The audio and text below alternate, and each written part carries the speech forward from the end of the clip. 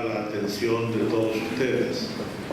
Permítanme primero presentar las excusas de nuestra presidenta, quien Adriana Sampey, que todavía se está recuperando de algunos problemas de salud, y al mismo tiempo saludar la presencia de los académicos de número, académicos correspondientes, colaboradores y amigos que nos acompañan siempre en nuestras actividades.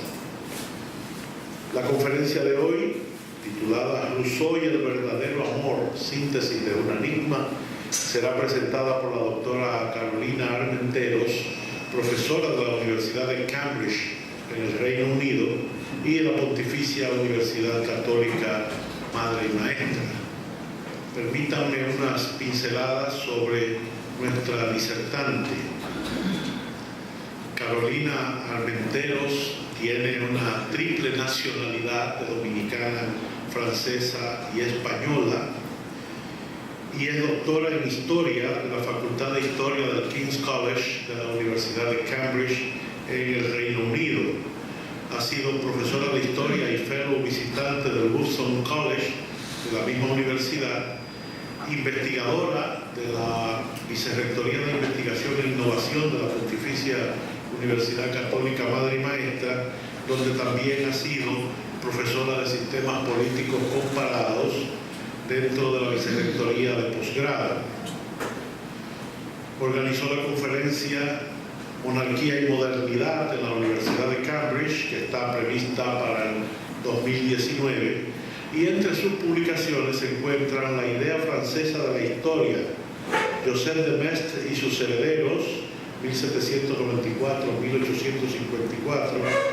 publicada por la Universidad de Zaragoza, Joseph de Maistre and the Legacy of Enlightenment, los estudios de Voltaire y el siglo XVIII, junto con Richard Lebron, historiando la Revolución Francesa, de Newcastle and Tyne, publicado por los Cambridge Scholars Publishing, y Comte, el contrarrevolucionario, la acta académica del Congreso de la Asociación Latinoamericana de Sociología, al igual que la historia de los monárquicos, el siglo XVII en el pensamiento político francófono, 1771-1831, que apareció en los desafíos de la Revolución, que editó Pedro Rúbula y Francisco Javier Ramón en la Universidad de la Editorial Comares en Granada, España. Así es que, sin más preámbulos, con su conferencia Rousseau y el verdadero amor, síntesis de un enigma, recibamos a la doctora Carolina Armenteros.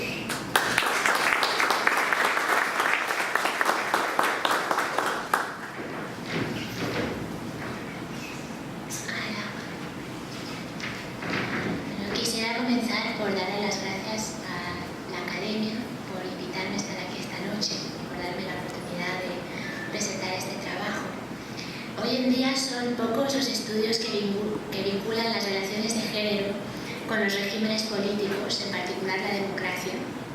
Los trabajos que tratan de género y democracia se enfocan de manera casi invariable en la creación de igualdad de oportunidades para hombres y mujeres en el espacio público y en el mercado de trabajo.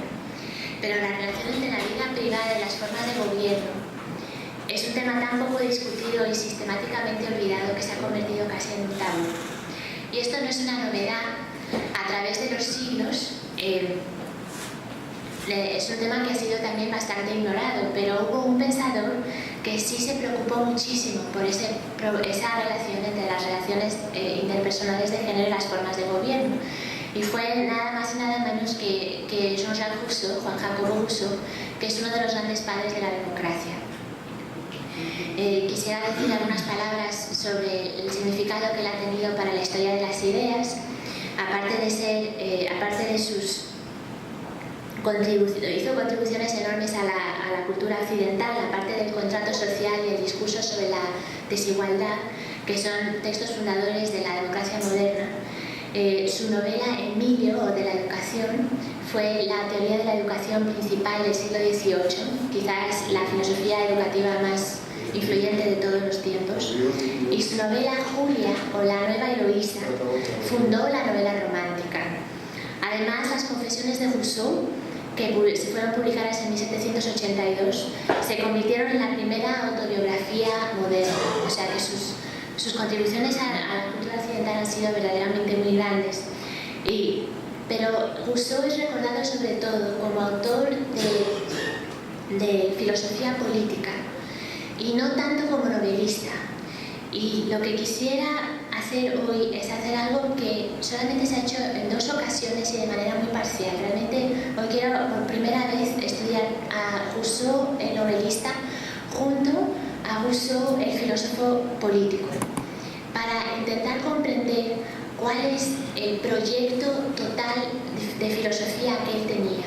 Porque si se sintetizan estas 2 obras, las novelas con la filosofía política, uno puede poder llegar a comprender cuál era su proyecto filosófico total. Entonces es quizás un proyecto bastante ambicioso, pero es el que voy a presentarles esta noche. A ver qué les parece. ¿De qué obras de Rousseau en particular voy a estar hablando? Por un lado están la obra política, que ya he mencionado, el discurso sobre la desigualdad entre los hombres de 1755 y el contrato social, que son las obras que todo el mundo conoce. Y luego están las novelas. Sus 2 novelas más famosas, las he mencionado ya, son Emilio, que es su filosofía de la educación, y Julia, o la nueva Eloísa, que es su novela precursora del romanticismo. Y estas normalmente son las únicas novelas que la gente lee de Rousseau. Lo que no se conoce, lo que la gente suele desconocer es que estas novelas tuvieron 2 continuaciones menores, 2 novelas menores que casi nunca se leen, pero que si se leen son muy reveladoras del proyecto filosófico general de Rousseau. Y entonces la continuación de Emilio se llama Emilio y Sofía o los solitarios. Fue publicada por primera vez solamente en el 2007 y existe solamente en fragmentos. Rousseau nunca tuvo la oportunidad de terminarla. Y la continuación de Julia o la nueva Eloísa se llama Los amores de Milord Eduardo Bernstein, que se publicó el año que murió Rousseau, en 1778. Pero tampoco se lee y es bastante desconocida. Entonces, hoy lo que quiero hacer es leer la saga de Emilio junto a la saga de Julia, porque en realidad estas 4 novelas forman 2 sagas. Julia y su continuación y Emilio y su continuación son 2 sagas. Y esas 4 novelas hablan las 4 de lo que Rousseau llama insistentemente el verdadero amor. Y tienen desenlaces totalmente diferentes, se desarrollan de manera totalmente dispar. Y lo que quiero entender esta noche es por qué ese es el caso, cuál es el mensaje que Rousseau está intentando darnos a través de sus novelas, si leemos sus novelas como contexto psicológico y emocional de su obra política. Y lo que es bastante perturbador es que vamos a encontrar un vínculo muy cercano entre la mortalidad de la mujer y la fundación de las repúblicas. Y eso es algo que he pensado que sería especialmente interesante de explorar en un contexto como República Dominicana, porque este país, como deben de saber, está entre los 25 países del mundo con las tasas más altas de feminicidio. Y por eso pienso que Rousseau quizás tiene temas que ofrecer a ese respecto que podamos ponderar. ¿Cuál es la relación entre la vida política y sobre las relaciones de género y sobre todo el estatus social de la mujer? Si hay alguien que algún día quiere leerse Julia y Emilio y esas 2 sagas, por favor tápese los oídos por los próximos 5 minutos porque tengo que contar la trama para poder elaborar mi argumento. Entonces les voy a contar brevemente de qué van estas 2 novelas tan famosas. Julia fue inmensamente popular. Fue el libro que se vendió en Francia en el siglo XVIII, el segundo libro más vendido en Francia en el siglo XVIII después de la Biblia. Y estaba en tan alta demanda que los libreros se veían obligados a alquilarlo por hora, porque no podían las imprentas producirlo con suficiente rapidez para saciar la sed de lectura de los franceses. O sea, que fue una obra inmensamente popular. ¿Y por qué fue tan popular? En realidad yo pienso que es porque fue una novela totalmente escandalosa, tanto para la época como para hoy en día. Incluso hoy en día tiene cierto escándalo en la historia. de una adolescente de una familia aristócrata que se enamora de su tutor y el tutor se enamora de ella y el curso presenta su relación como una relación de verdadero amor. Se enamoran, comienzan una relación, el padre de Julia, el baron de Tonge, se entera de eso, se enfurece, le da a Julia una paliza que la deja medio muerta. Ahí tienen la parte, estos son los grabados que se publicaron con la novela en el siglo XVIII, en las primeras ediciones. El grabado de la izquierda es el primer beso y luego el grabado del medio es el padre dándole la paliza a Julia. En fin, le da la paliza, vota al tutor de Clairvaux y casa a Julia con uno de sus mejores amigos que se llama el señor Volmar y que es todo lo contrario de Saint-Preux. Saint-Preux es un señor apasionado, muy romántico. El señor Volmar es un señor mucho mayor que ella, muy frío, muy racional, pero la quiere mucho.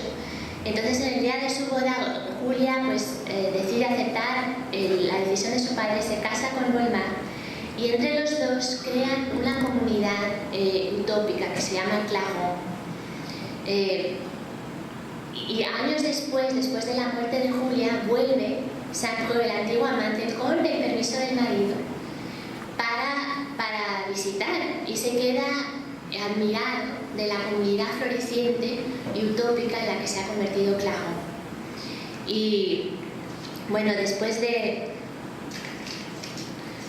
unos meses de estar ahí, se marcha de viaje con Milord Eduardo, que es un amigo de la familia. Esa es la trama de la secuela, o sea, de la continuación de Julia.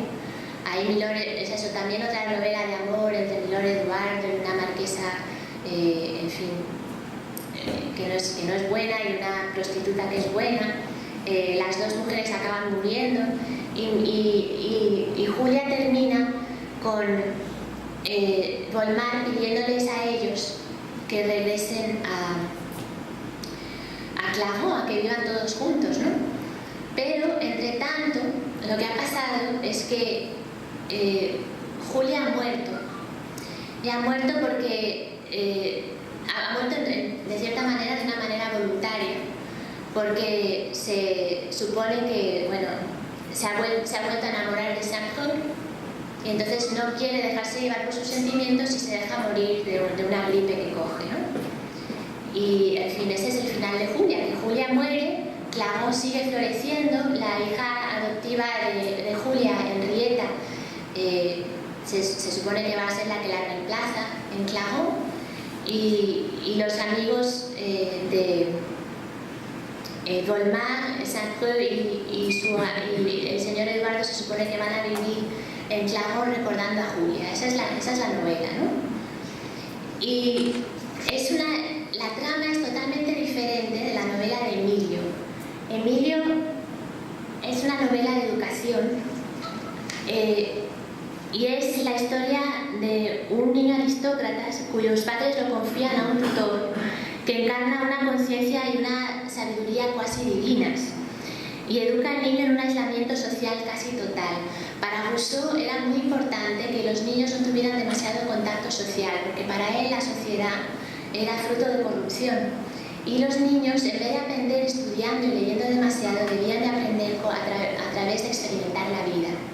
Entonces, esta imagen, por ejemplo, el tutor le está enseñando a Emilio cómo encontrar su camino en un bosque al mediodía. La mayoría de nosotros no sabemos hacer esto, nunca lo hemos pensado, pero como estamos en el hemisferio norte, cuando el sol está en el mediodía, la sombra, en verano el sol pasa por debajo del ecuador, al mediodía la sombra de cualquier objeto está al norte. Entonces ahí el tutor le está enseñando a Emilio cómo utilizar la sombra del sol para encontrar su camino. Ese es el tipo de educación natural y basada en la experiencia, no en la lectura ni en la influencia social que Rousseau promueve en esta novela. Y llega hasta tal punto el aislamiento de Emilio que es solamente a los 15 años que su tutor le introduce la idea de Dios. Hasta los 15 años Emilio nunca había escuchado hablar de Dios. Y a los 15 años también le presenta a Sofía, que hay muy pocas ideas que el tutor le ha metido en la cabeza a Emilio, pero una de ellas es la idea de la mujer ideal y virtuosa. Entonces, en cuanto le presenta a Sofía, que es una adolescente que como él se ha criado en un aislamiento, pues Emilio piensa, esta es la mujer ideal la que me ha hablado un tutor. Sofía piensa lo mismo de mí, se casan y el tutor, después de darle unos consejos a Sofía sobre cómo debe de mantener el interés de su esposo, se marcha y nunca vuelve más. Y ahí termina la novela de Emilio, y durante siglos se pensó que Rousseau había escrito un cuento de hadas, ¿no? Que se suponía que el matrimonio feliz de Emilio y Sofía era la coronación de una educación perfecta, ¿no? Pero en el 2007 se publicaron por primera vez los fragmentos de Emilio y Sofía, que es la continuación de Emilio, que Rousseau nunca terminó. Y yo pienso que no la terminó porque no se atrevió a terminarla y a publicar la trama que él quería presentar en esa continuación. Y igual que Emilio se supone que es una novela utópica, Emilio y Sofía es realmente la historia de una serie de desastres. Empieza con la muerte de la madre de Sofía. Sofía se desespera de manera tan extrema ante la muerte de su madre que Emilio se la lleva a París para distraerla. En París, Sofía es seducida por un vecino. Cuando se lo confiesa a Emilio, Emilio se desespera y se va, la abandona a ella, abandona a su hijo, al hijo que tiene con ella, y se pone a vagar por Europa, ganándose la vida como carpintero, porque su tutor le había enseñado el arte de la carpintería. Acaba siendo apresado por unos piratas, se convierte en el líder de los esclavos que están en la galera de los piratas. Consigue convencer a los piratas de dejarlos ir, a él y a sus compañeros. Acaba en Argel, el Dey, como ve que es tan sabio, lo coge como consejero, lo deja que gobierne Argel. Pero Emilio se cansa, no le gusta ese tipo de situación social y acaba en una isla desierta, cerca de Túnez, que está habitada solamente por un señor mayor y su hija. El señor mayor, cuando ve su sabiduría, le ofrece a su hija en matrimonio y luego después muere. Entonces Emilio y su nueva esposa están viviendo contentos en esa isla hasta que llega Sofía, porque Sofía lo ha estado buscando, acepta una relación bígama con Emilio, luego se cae al mar, se ahoga. Y después se muere también la segunda esposa de Emilio y Emilio se queda solo en su isla, escribiéndole cartas a su tutor, diciendo: ¿por qué me abandonaste? Si nunca me hubieras abandonado no me hubiera pasado toda esta serie de desastres. Pero no se quiere salir de su isla, está muy contento solo en su isla. Entonces, en realidad la novela de Emilio no es para nada el cuento de hadas que siempre habíamos pensado que era. Rousseau no quería que la historia terminara ahí. La pregunta que quiero hacer esta noche es, bueno, si se fijan, la trama de Julia y la trama de Emilio son completamente diferentes. Las dos son historias de lo que Rousseau llama el verdadero amor, pero es un verdadero amor que se desarrolla y termina de manera completamente distinta. El verdadero amor de Emilio se realiza en el matrimonio, pero no aguanta la prueba de ser expuesto a la sociedad y termina en la soledad total y en el fracaso de 2 matrimonios y 2 familias. Mientras que el verdadero amor de Julia, al contrario, es rechazado por la sociedad y nunca puede realizarse en el matrimonio, pero paradójicamente resulta en un matrimonio feliz, una familia con futuro y la comunidad utópica de Clermont. Entonces, ¿por qué Rousseau estaba planteando esta disparidad tan grande? ¿Y por qué estaba diciendo que realmente el verdadero amor no se puede realizar en el matrimonio? Porque eso es lo que estaba diciendo, al fin y al cabo. Y lo que yo creo que él estaba haciendo con esto era una respuesta a Maquiavelo. Aquí hay que investigar un poco qué es la filosofía política de Maquiavelo. Maquiavelo fue un gran escándalo porque introdujo la historia de la filosofía occidental, porque introdujo una nueva moral que era diferente de la moral cristiana. En la moral cristiana lo bueno es definido por la pureza de las intenciones. Si yo mato a alguien sin querer, ese acto, según la moral cristiana, no es malo o no es totalmente malo porque yo no quería hacerlo. Mientras que para Maquiavelo, el que yo tenga intenciones puras o no importa. Lo que importa es si yo he conseguido el resultado. Entonces, una persona puede salvar una vida con muy malas intenciones. En la moral cristiana eso sería un acto malo, aunque el resultado sea bueno, pero para Maquiavelo eso es un acto bueno porque ha salvado la vida. Entonces, eso fue un escándalo en su época, porque era decir, bueno, no importa lo que hagas con tal de que consigas el resultado. Y eso es lo que quería Maquiavelo. Maquiavelo decía, la política no funciona a menos que consigas el resultado. Entonces, no importa lo que tengas que hacer para conseguirlo. Y para él, el buen príncipe era el príncipe que estaba preparado a hacer lo que fuera necesario para lograr el interés común de la República. Y eso fue un escándalo en su época y por eso Maquiavelo se le puso en el índice y fue un libro prohibido durante siglos. Entonces, Rousseau está consciente de que Maquiavelo tiene razón. Para tener una república que funciona, una cosa pública bien organizada, hay que estar dispuesto a hacer lo que sea. Hay que conseguir resultados, pero al mismo tiempo no quiere sacrificar la pureza de las intenciones de la moral cristiana. Y entonces, y lo que quiere además es una sociedad muy bien integrada, porque lo que decía Maquiavelo era, los dirigentes pueden tener lo que llamaba virtud, que es esa voluntad de hacer lo que sea necesario, aunque sea matar o destruir, con tal de conseguir el bien público, el sumum bonum, que era la paz de la República en su tiempo. Pero el pueblo puede tener la moral cristiana. Es bueno que el pueblo tenga la moral cristiana, según Maquiavelo, porque si tiene la moral cristiana va a estar sumiso, porque sus intenciones, la pureza de sus intenciones le va a importar mucho. Entonces el pueblo se va a dejar hacer. Entonces, para Maquiavelo es importante que los dirigentes tengan la virtud o la voluntad de hacer lo que sea para conseguir un resultado de interés para el bien común, pero el pueblo se puede quedar con la moralidad cristiana. Rousseau no quiere eso. Para Rousseau la unidad de la República, la integración total de la República es sumamente importante. Entonces él quiere que todo el mundo tenga la misma moral, pero al mismo tiempo le molesta a Maquiavelo porque dice, bueno, Maquiavelo tiene razón. Hay que hacer una república donde haya resultados. Y entonces,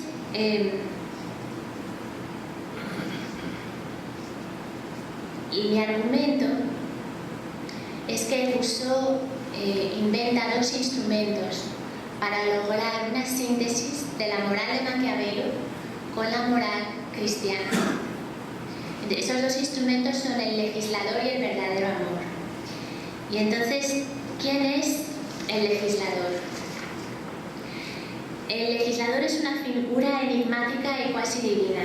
No solamente tiene un conocimiento perfecto de la naturaleza de las leyes y una sabiduría inmensa acerca del ser humano, es también un altruista total. Es extranjero, llega a la República naciente para ayudarla a establecer sus leyes y su trabajo, una vez terminado, se marcha. Por otro lado, el legislador es un sumo manipulador. Convence al pueblo que está haciendo la voluntad del pueblo, cuando en realidad solo consigue que el pueblo haga lo que él, el legislador, quiere. Debemos subrayar que esta voluntad legislativa no es tiránica o caprichosa. Está fundada estrictamente en una visión del bien común.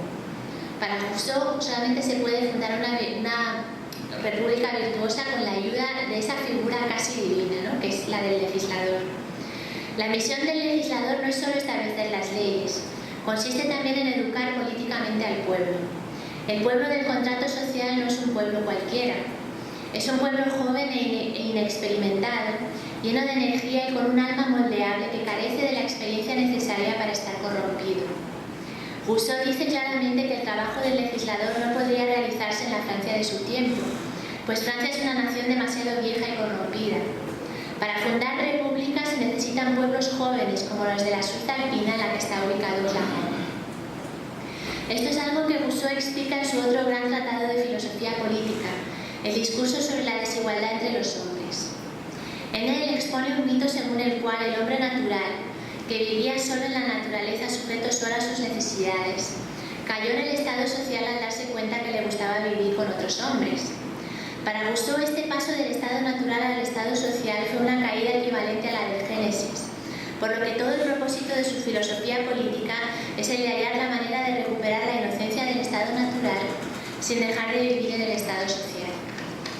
El discurso sobre la inigualdad explica que el estado ideal del hombre existió en lo que Rousseau llama la verdadera juventud del mundo, una época en que los hombres habían empezado a vivir en comunidad, pero todavía no se habían dejado corromper por la sociedad, es decir, cuando no habían desarrollado todavía el amor propio o la necesidad de compararse con otros y ser mejores que otros.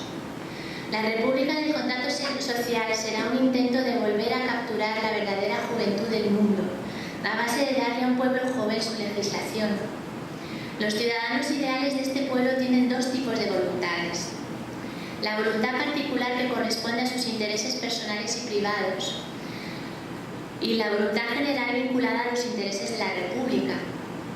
Para Rousseau es imperativo que la voluntad particular esté subordinada a la voluntad general. Un buen ciudadano tiene que estar dispuesto a sacrificar sus intereses personales. Dicho de otra manera, el proceso de socialización implica la destrucción de los gustos y apegos del individuo. Es aquí que entra en juego lo que Rousseau llama el verdadero amor, que es junto al legislador el segundo instrumento que sirve para combinar la moral tradicional de las intenciones puras con la moral política de lograr los fines como sea. ¿Cómo puede conseguir esto el verdadero amor? Cuando comparamos la saga de Emilio con la de Julia, aparece una diferencia importante que explica por qué los destinos de las dos historias son tan diferentes. En Emilio, el verdadero amor se pierde contra la voluntad tanto de Emilio como de Sofía, mientras que en Julia ese amor es sacrificado voluntariamente por Julia. A pesar de que quisiera estar muerta ante la idea de casarse con Volmar, Julia abandona a Saint-Paul por su propia voluntad, porque en un momento dado Saint-Paul le dice: bueno, tú no tienes por qué casarte con el marido que te dice tu padre, tú puedes venirte conmigo y nos casamos por ahí, nos escapamos juntos. Y Julia le dice que no, que ella no va a hacer eso porque ella va a cumplir con su deber de hija. Y entonces, el día de su boda, le escribe una carta a Saint-Paul en la que le cuenta el momento de conversión que experimenta en la iglesia cuando se está preparando para la ceremonia en la sacristía. Y le dice: mientras me decía a mí misma cuánto te quería, mi corazón estaba conmovido, pero mi conciencia y mis sentidos estaban tranquilos. Y supe desde ese momento que había realmente cambiado.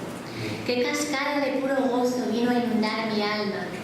Qué sentimiento de paz, borrado hacía tanto tiempo, vino a revivir este corazón marchito por la ignominia y a extender por todo mi ser una nueva serenidad. Creí que me sentía renacer, pensé que estaba comenzando una nueva vida. Este momento de conversión corresponde a la rotura de la voluntad particular que el contrato social describe como necesaria para formar el ciudadano.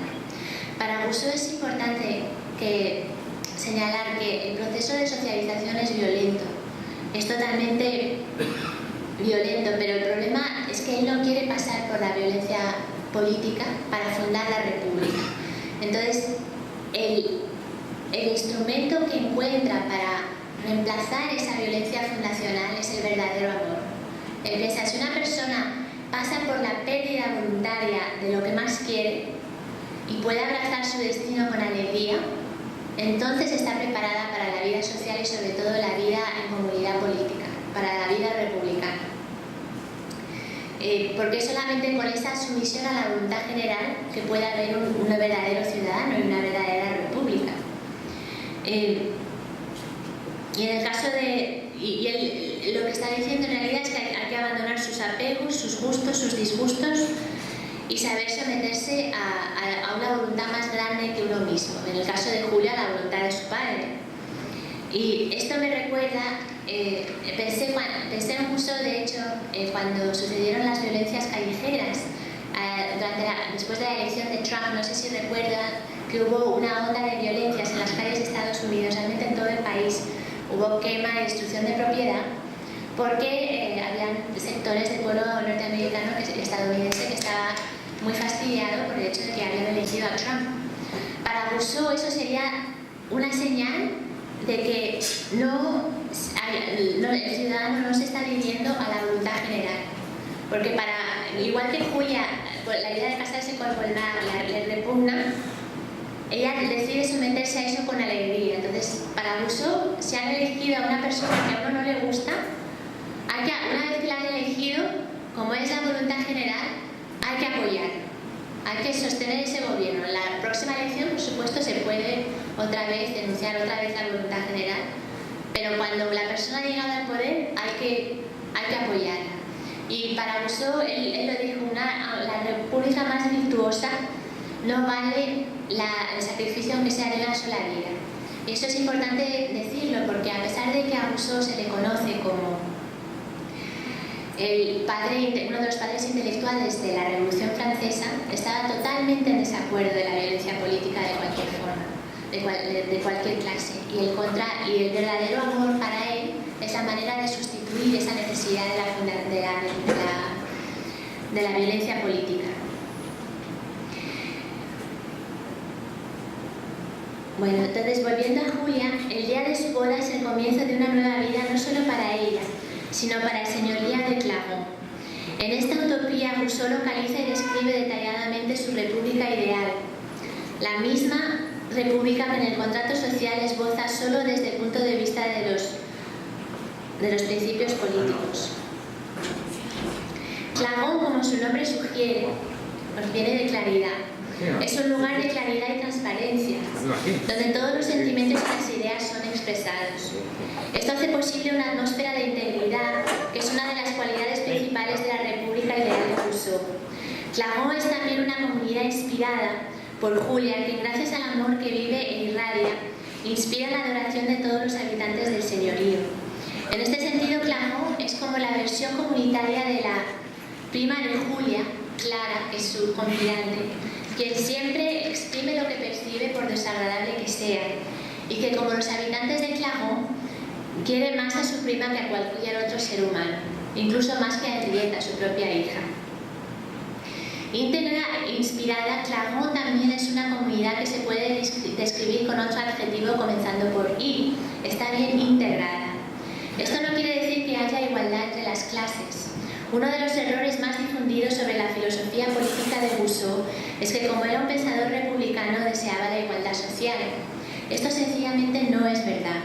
El contrato social afirma desde luego la necesidad de que haya igualdad de oportunidades, de acceso a los cargos políticos y a las magistraturas, pero en ningún momento plantea que la sociedad se nivele. Al contrario, más que a una democracia, la sociedad del contrato social se parece a una aristocracia electiva. Lo que es importante para Rousseau no es que todo el mundo sea igual, sino que haya transparencia entre los diferentes niveles de la sociedad, de manera que el ser humano no se esconda detrás de los privilegios y manerismos de su clase. Las fiestas eran, a su modo de ver, grandes ocasiones para regenerar la comunidad a través de la transparencia. En Clarens, Julia y Volmar aseguran esta transparencia celebrando fiestas en las que la propia Julia baila con los campesinos y comparte con ellos con toda naturalidad, como si fuera uno de ellos. Así pues, integrada e inspirada, Clarens ha llegado a la perfección de lo que una república puede ser según Rousseau, y se encuentra por tanto con un problema que Julia expresa cuando dice que es demasiado feliz, que ha llegado a la cumbre de su felicidad y que por tanto a partir de entonces las cosas solo pueden empeorar. En efecto, Julia muere poco después. Pero ¿por qué Julia debe de morir? La respuesta, esto pienso que sigue siendo una respuesta a Maquiavelo. La respuesta emocional es que siente retornar su pasión por Saint-Preux, pero la respuesta política la hallamos en parte en el contrato social. El contrato social había sido condenado por la Iglesia porque su último capítulo describía la religión cívica que todos los ciudadanos de la República debían profesar y respectivamente de sus creencias religiosas personales. Según Rousseau, los ciudadanos de una república no pueden estar unidos si no comparten ciertas creencias que para ellos sean sagradas y que juntas constituyan una religión. En el contrato social estas creencias son muy sencillas. Consisten en una creencia en la vida después de la muerte, en un Dios divinamente perfecto, en en que los justos serán felices y los malos castigados, y en la santidad del contrato social y de las leyes del Estado. Julia nos muestra cómo una religión de este tipo funciona a nivel no doctrinal sino emocional. Cuando Julia muere, lo hace como Cristo, pues entrega su vida voluntariamente por el bien de todos. De hecho, si se fijan, los nombres de Julia y de Jesús son similares. Los dos empiezan por J y tienen 2 sílabas, y Julia es un nombre romano que funge como espejo civil cuasi pagano de la figura divina de Jesús. Hemos observado que durante su vida Julia es el objeto de la adoración incondicional de todos los habitantes de Clermont, tanto ricos como pobres. Ella es un fenómeno de inspiración de amor. Por la misma razón, cuando muere, todo Clermont cae en la desesperación, y los empleados en particular se encuentran tan enloquecidos del dolor que, llorando arrodillados alrededor del lecho donde yace muerta, llegan a creer que ha resucitado. El paralelo con la historia de Jesús no podría ser más claro. Aquí les quiero enseñar, ven, en la tercera diapositiva a la derecha, es un grabado de la tumba de Julia, de Julie. Sí, ven ahí, están los empleados pues, realmente desesperados, están arrastrando por el suelo ante la idea de que ella se haya muerto. Es en ese sentido, en fin, algo bastante exagerado. Pero ¿por qué Rousseau escribe la trama así? Julia muere en la cúspide de su gozo para poder ser siempre recordada como fenómeno de bienestar y felicidad casi sobrehumano. Muere, en otras palabras, para fundar la nueva religión cívica de Clermont, de la misma manera que el sacrificio voluntario de Cristo fue el evento salvador de toda la humanidad. Aquí, con la historia de Julia, Rousseau nos está mostrando cómo se funda una religión cívica, según él. Al mismo tiempo, la muerte de Julia hace posible el nacimiento de otro tipo de comunidad, que es la comunidad de los 3 amigos de la que les hablé antes, que después de su muerte se supone que van a venir juntos a vivir en memoria de Julia. Lo que cabe preguntarse es si Saint-Preux, el antiguo amante, realmente regresará a Clermont, porque no sabemos, Rousseau nos deja totalmente en suspenso sobre si va a volver. No sabemos si va a volver y ni siquiera sabemos cómo reacciona a la muerte de Julia. Él está en Italia cuando Julia muere y no hay ninguna reacción de su parte. Su silencio al final de la novela es verdaderamente desconcertante y nos recuerda que en realidad él solo aparece en Clermont en 2 momentos de la novela. Su primera instancia lleva a la fundación de Clermont como república perfecta y su segunda instancia lleva a la perpetuación de Clermont y la fundación de un nuevo gobierno masculino. Saint-Preux, sin embargo, no es un habitante de Clermont. Es un extranjero que se marcha cuando su trabajo ha terminado, y en ese sentido nos tenemos que preguntar si en realidad todo lo que ha pasado en la novela es el fruto de su amor desbordante o de su planificación consciente. Nos tenemos que preguntar, en otras palabras, si él no es en realidad el legislador, el extranjero que su trabajo, una vez terminado, jamás regresa. Entonces, debemos pasar ahora a la saga de Emilio y preguntarnos por qué en ella el verdadero amor tiene un desenlace tan distinto. En este caso, el verdadero amor, lejos de verse rechazado por la sociedad, es consagrado por ella en la forma del matrimonio. Por tanto, cuando se pierde, Emilio, al contrario que Julia, no tiene nada por lo que sacrificarse y renacer. Queda en un estado en que, según él mismo explica, no tiene ni siquiera el consuelo de atreverse a formular deseos. Ni siquiera quiere servir como líder, a pesar de que demuestra tanto en las galeras como en Argel que puede ser un líder excepcionalmente talentoso. Lo único que parece buscar es la soledad, como lo demuestra el hecho de que escoge una isla inhabitada como hogar permanente, y no es un accidente que el subtítulo de Emilio y Sofía sea Los solitarios. Como miembro de una comunidad, Emilio puede parecer un fracaso, pero como ser humano que crece interiormente es todo lo contrario. Hay 2 sumos ideales de vida humana en la filosofía de Rousseau. El primero y más conocido es la República. El segundo ideal de vida de Rousseau es el del hombre solitario que ha logrado liberarse de las pasiones y llegar al equilibrio mental que se conoce como ataraxia. Este es el estado al que el mismo Rousseau aspira en su obra Las ensoñaciones del paseante solitario, que escribe al final de su vida. En el marco de su filosofía, Este ideal solitario puede comprenderse como un intento de volver a capturar al hombre natural, ese hombre solo en medio de la naturaleza que, liberado de todo deseo social, se ocupa solo de abastecer las necesidades de su supervivencia y de contemplar gozosamente la creación. Aquí tocamos un aspecto de la vida de Rousseau que tiende a ser ignorado por los estudiosos, a pesar de que es fundamental tanto para la generación como para el contenido de su filosofía política. Y es el hecho de que Rousseau fue místico.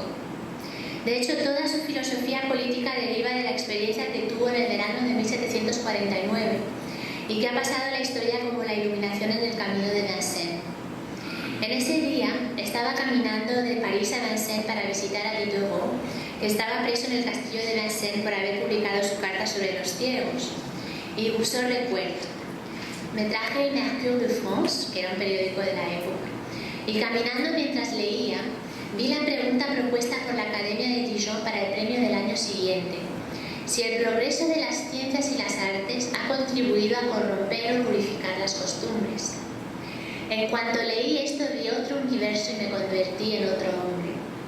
Noten la similitud con el comentario de Julia el día de su boda. Ella dice que se siente renacer en ese momento. Rousseau también habla de esta experiencia en el camino de Vincennes como un renacimiento. Se siente que se convierte en otro hombre.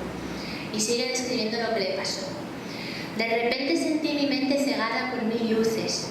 Masas de ideas vivientes se presentaron ahí a la vez con una fuerza y una confusión que me echaron en un trastorno inexpresable. Sentí que me asaltaba una excitación que se parecía a la embriaguez. Me dejé caer debajo de uno de los árboles de la avenida y estuve media hora ahí en tal agitación que cuando me levanté vi toda mi camisa mojada de mis lágrimas, sin haber sentido que las había dejado caer. Toda la filosofía política de Rousseau se convertiría en un intento, muy débil según él, de capturar por escrito lo que había experimentado con tanta intensidad y tanta claridad en ese momento, en esa ocasión. No sería la única experiencia de este tipo en la vida de Juan Jacobo. En 1776, 2 años antes de su muerte, un perro se abalanzó sobre él y lo tumbó mientras paseaba por el pueblo de Ménilmontant, cerca de París, que hoy es un barrio de París.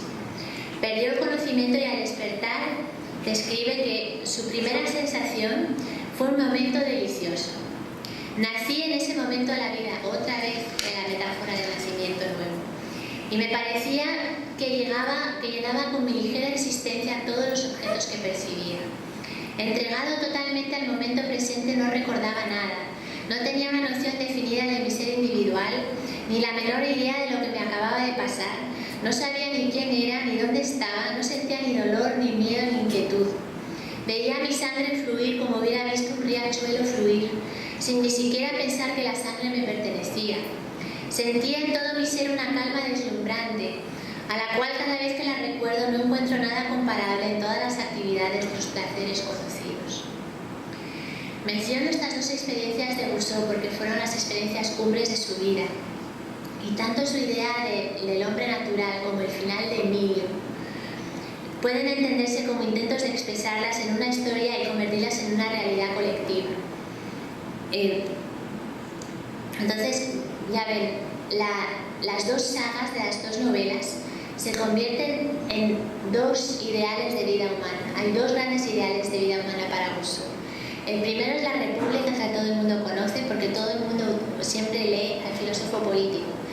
Y el otro ideal es el del hombre solitario que ha regresado a la naturaleza, que ha logrado desprenderse de las pasiones y que ya no necesita a nadie. Es el estado de Emilio en su isla desierta al final de su vida.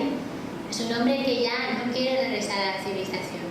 Ya está harto ya no quiere volverse a casar, ya no quiere una familia.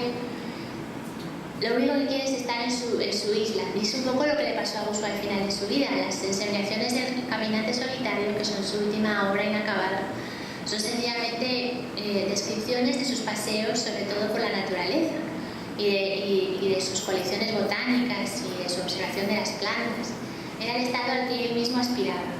Y mi argumento es que esas sobre todo la iluminación y el camino de Vincennes, esas experiencias espirituales tan fuertes que tenía, influenciaron mucho ese aspecto de su filosofía.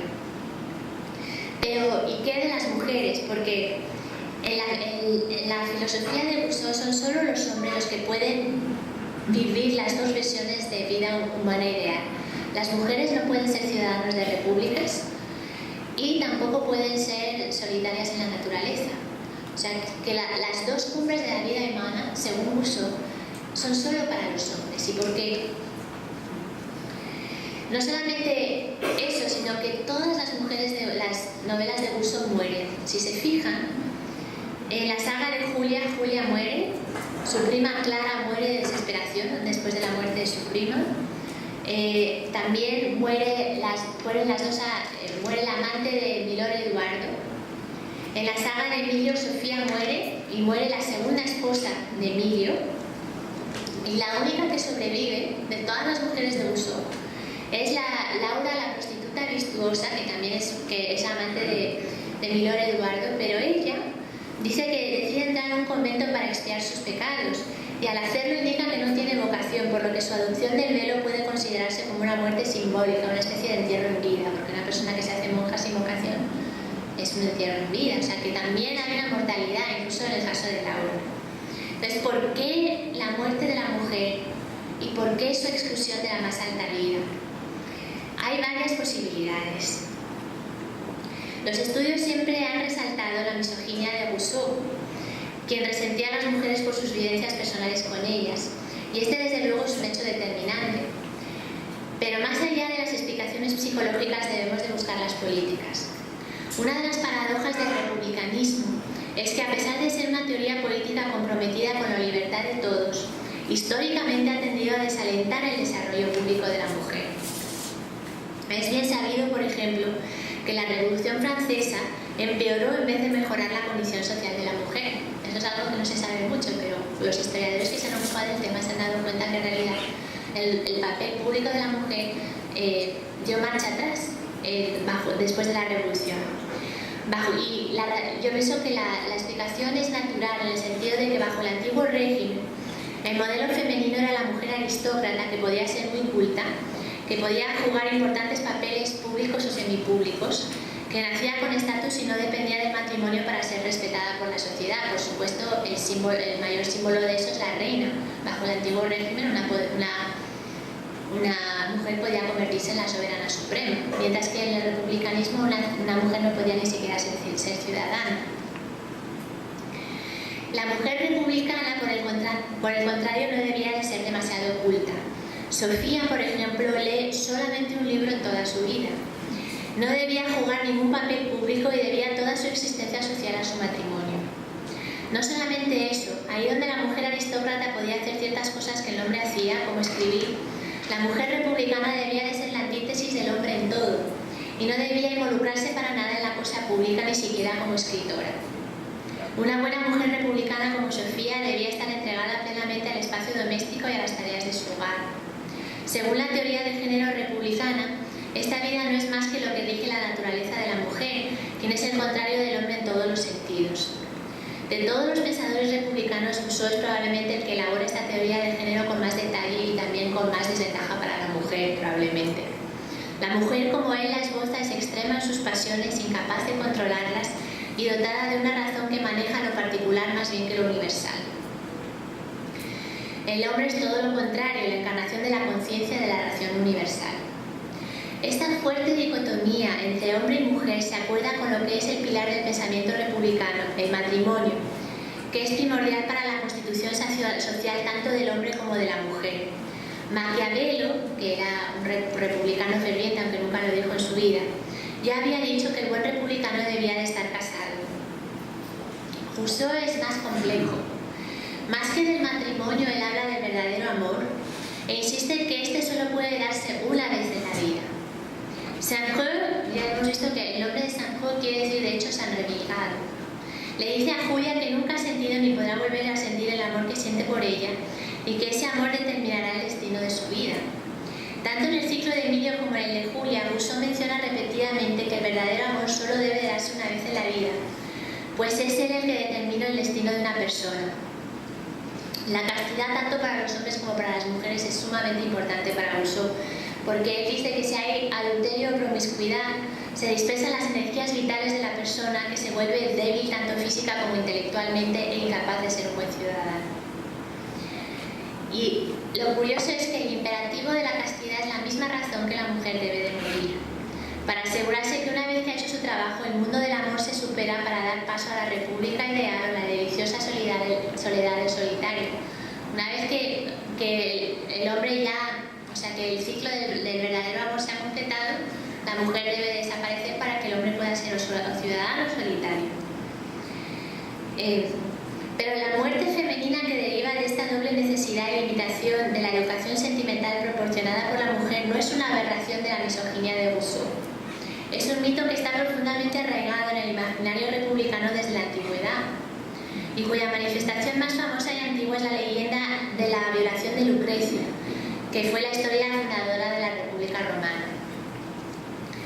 Y esta historia es una historia que nos cuenta Livio. Aquí lo tenemos.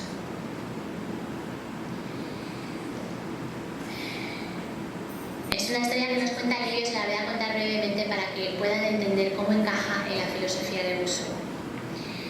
Según Livio, una noche el hijo del rey de Roma, Sextus Tarquinius, estaba festejando con unos amigos. Los hombres se disputaban entre ellos para saber quién tenía la esposa más virtuosa.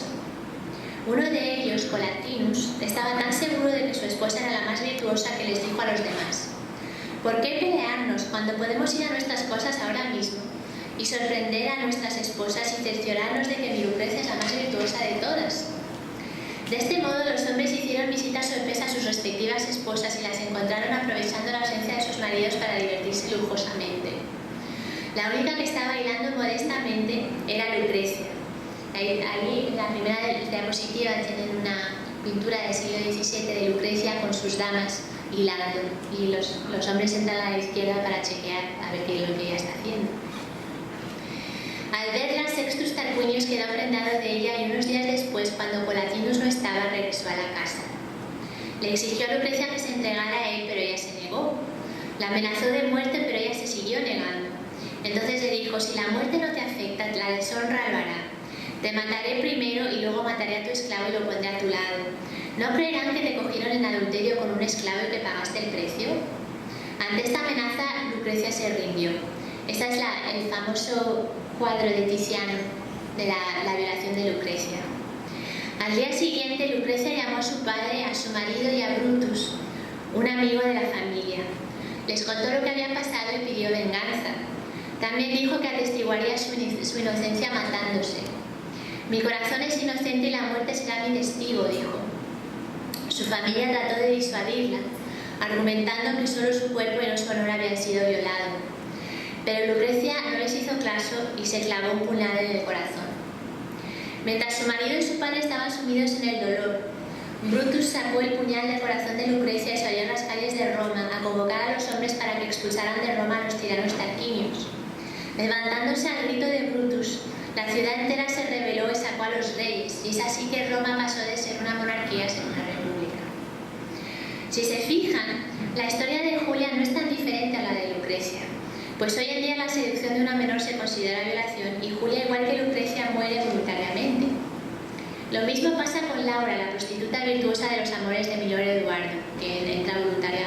Rousseau aclara que no es prostituta por vocación, sino porque la han obligado, lo que puede considerarse como una violación, y al entrar en el convento ella también está decidiendo morir al mundo por su propia voluntad.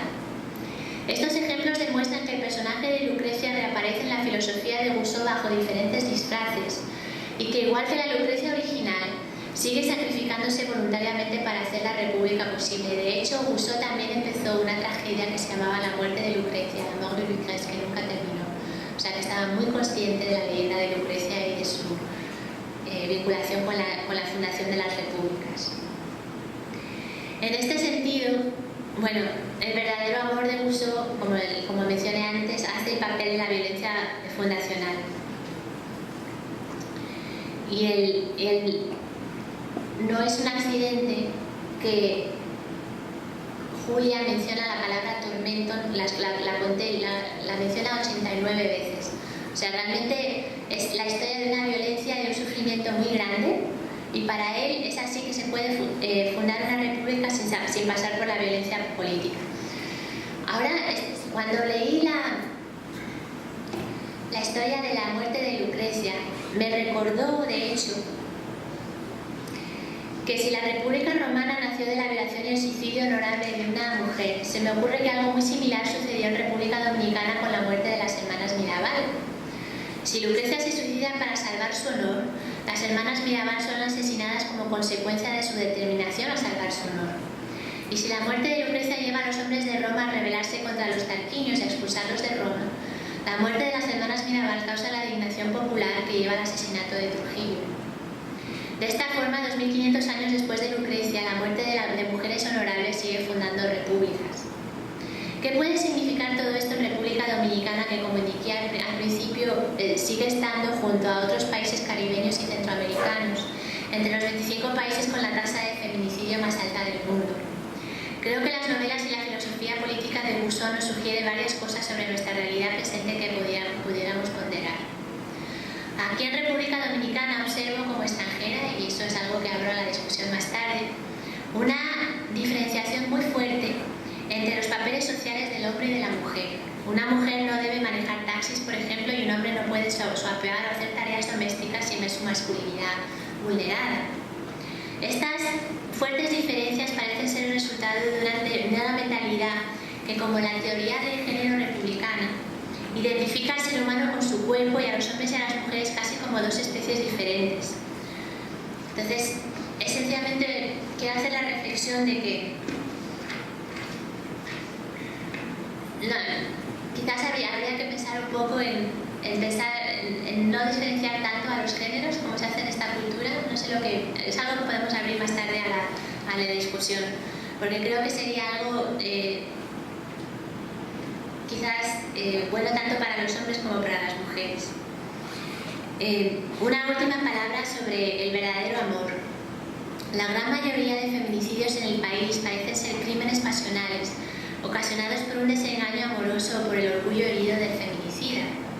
Aquí las novelas de Rousseau son iluminadores, pues como hemos visto, todas enseñan que el tormento del verdadero amor puede ser regenerador si el que sufre sabe usarlo no para matar, sino para liberarse de su voluntad particular y abrirse a una posibilidad más grande que él mismo. Esta es la propuesta del misticismo político de Rousseau. Y aquí vuelvo otra vez al momento de Julia, a la conversión de Julia en el momento de su boda, que se deshace voluntariamente del sueño de su amante y decide aceptar al marido que le ha escogido su padre, y lo hace no por resignación, como alguien que aguanta con paciencia algo insoportable, sino con gozo y alegría. Y es esta capacidad de aceptar lo necesario. La idea de lo necesario es sumamente importante en la filosofía de Rousseau. Toda la educación de Emilio está orientada a acostumbrar a Emilio a doblegarse ante la necesidad, no a tener gustos y deseos y apegos y voluntades particulares, sino a hacer sencillamente lo que es necesario. Y el momento de conversión de Julia, el día de su boda, es exactamente eso, es la rotura de la voluntad particular a someterse a lo necesario. Y Rousseau insiste que hay que hacer eso con gozo y alegría, si no, no se puede ser un ciudadano de la República. Y eso, claro, es totalmente incompatible con la experiencia del feminicidio. Y nada, espero que estas reflexiones pues sean en fin, que generen debate sobre lo que es la realidad de los géneros en este país. Muchísimas gracias por su atención.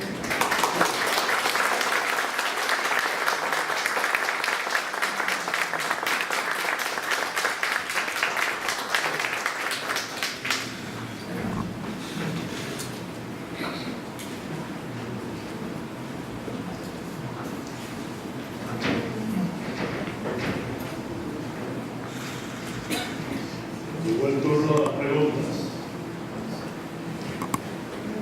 Yo quisiera formular la primera, para abrir una discusión. El señor Rousseau también ha sido señalado en algunos momentos como padre de la autoridad. ¿Quiere elaborar un poco?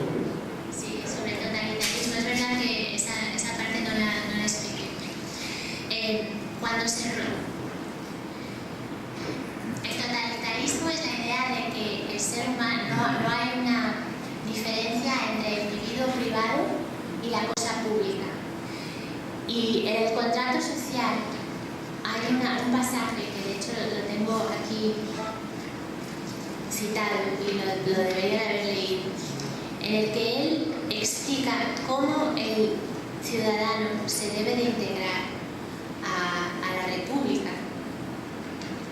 Y dice, cada uno de nosotros coloca su persona y todo su poder en común bajo la dirección suprema de la voluntad general, y recibimos también cada miembro como una parte indivisible del total. Entonces, son palabras un poco ambiguas, pero han solido ser interpretadas como una enunciación del totalitarismo, porque si el individuo consigue realmente, a través de ese proceso violento emocional de socialización, romper su voluntad particular, deshacerse de sus deseos, de lo que le gusta, de lo que no le gusta, e identificarse totalmente con la cosa pública, estamos hablando de una situación totalitaria. Y por eso Rousseau ha tenido muchos críticos que han dicho esto es un misticismo político, es decir, el ser humano, el individuo está totalmente aniquilado frente a la cosa pública, ya no queda nada del individuo. Y es exactamente a dónde lleva esto. Si uno sigue esta lógica tanto de Emilio como de Julia, a su consecuencia final, el ser humano está aniquilado por la cosa pública.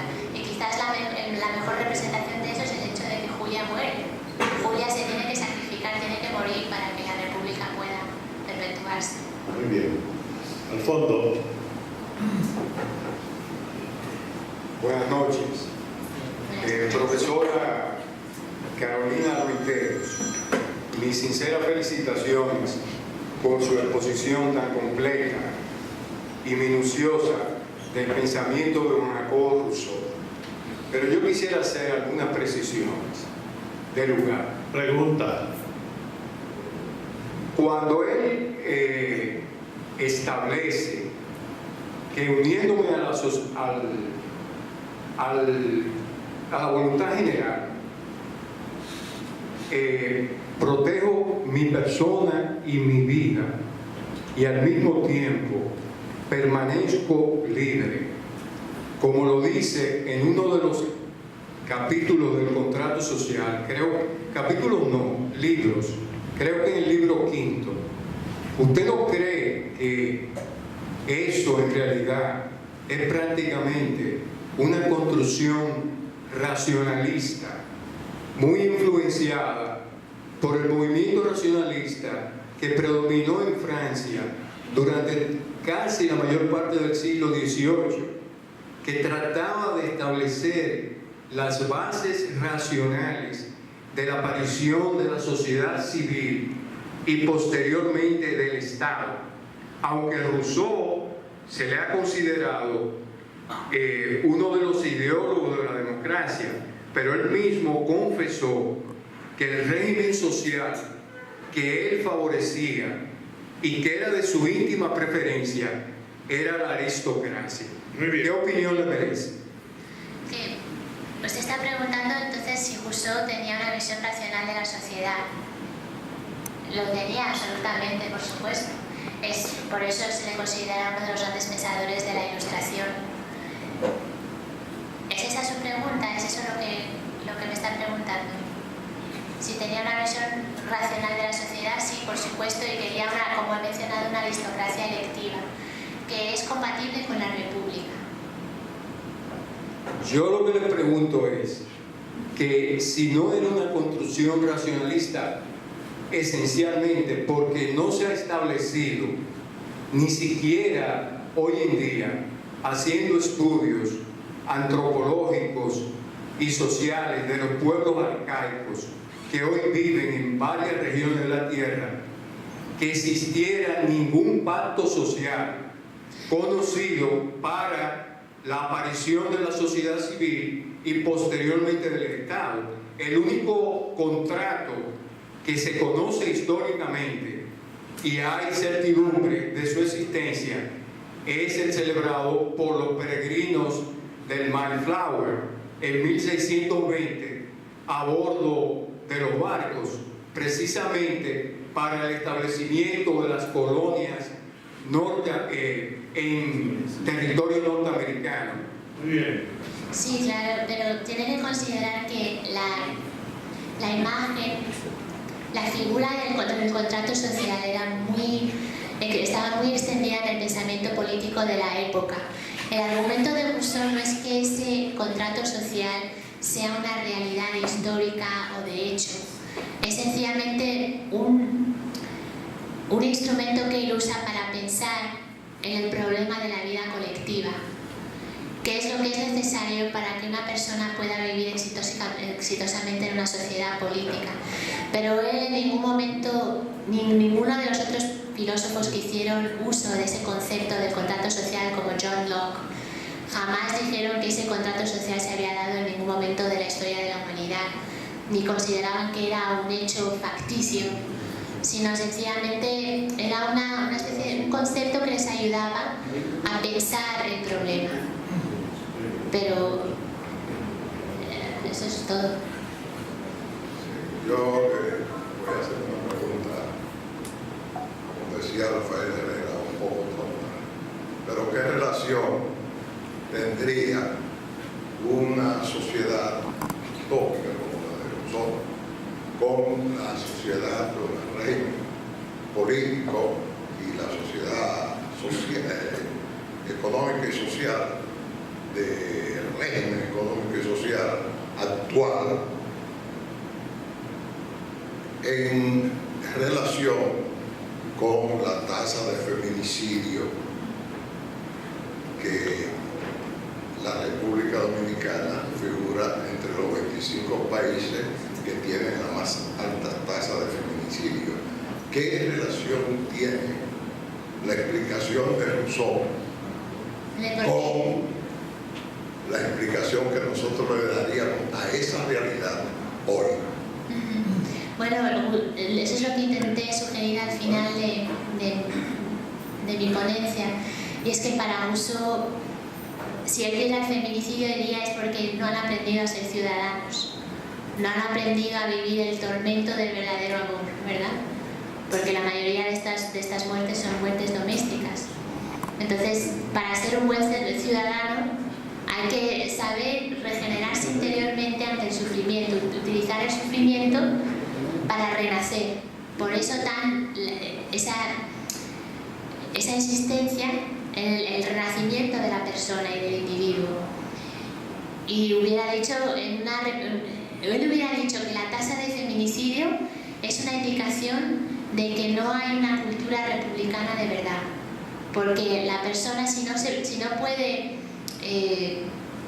puede enfrentarse racionalmente a un problema doméstico sin matar a alguien, tampoco puede ser un buen ciudadano, no puede tener una vida social buena desde ningún punto de vista para él, porque no ha aprendido no ha pasado por el ciclo del verdadero amor, como Julia y como Emilio. Porque Emilio aprende de esa experiencia a ser un hombre solitario y feliz, y Julia aprende de esa experiencia a crear una utopía. Son los dos modelos de vida, ¿verdad? Pero Rousseau dice, no, diría, eso es una señal de que aquí realmente no hay una cultura republicana.